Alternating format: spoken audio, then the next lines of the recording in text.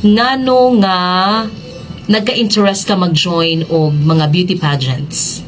Before ma'am kay gusto lang ako explore outside sa akong comfort zone since before kay very anxious ko labaw nag social situations, labaw nag for example in class ko then ipa-report ko magkurog jud ko na ma'am.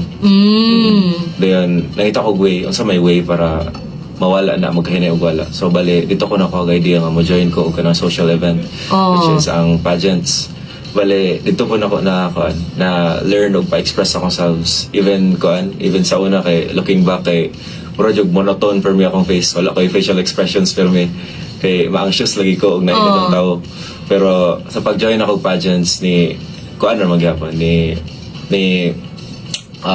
I guess murag napakita na ko akong true self na dili ko ma-anxious. Pili mong height karon?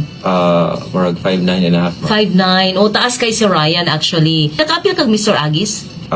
First runner-up ko sa Mr. Agis, ma'am. Ay, first runner-up? Tato sa Fasmin?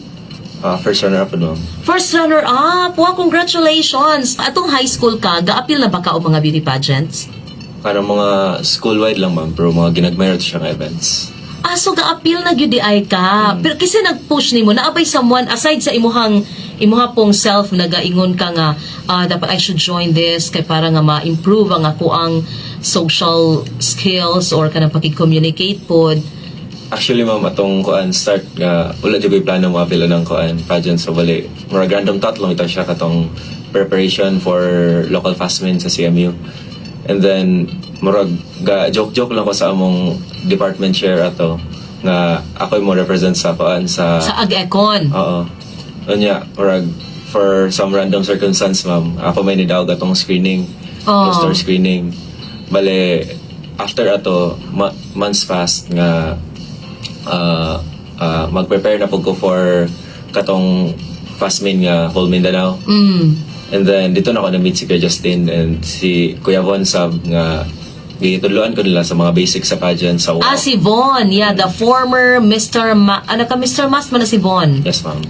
Siya ba ang Mr. Agis sa imuha nga time or ahead siya sa imuha na mihimong Mr. Agis? Ahead siya na ko, ma'am. Ahead. So meaning, first time pag mo nga nag-appeal katong sa Fastmain nga time?